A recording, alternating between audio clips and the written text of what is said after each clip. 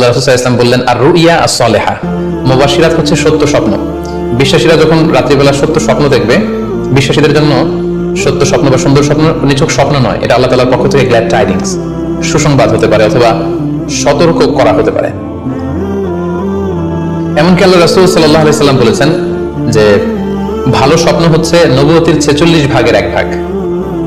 সহিহ বুখারীতে এসেছে, আল্লাহর হাবিব সাল্লাল্লাহু আলাইহি ওয়াসাল্লাম ইরশাদ করেন, আর রুইয়া আস-সালিহা জুজউন মিন 46 জুজআন মিনান নবুওয়া, অর্থাৎ ভালো স্বপ্ন বা সত্য স্বপ্ন নবুয়তির 46 ভাগের 1 ভাগ। Could you imagine that?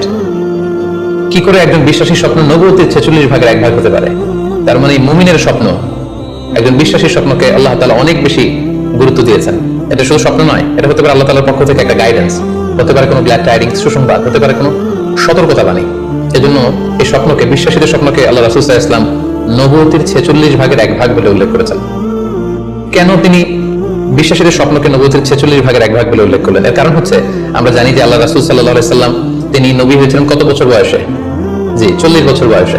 এবং তিনি পৃথিবী থেকে ইন্তেকাল করেছিলেন 63 বছর বয়সে, অর্থাৎ ওনার নবুয়তির পুরো ডিউরেশনটা ছিল 23 বছর।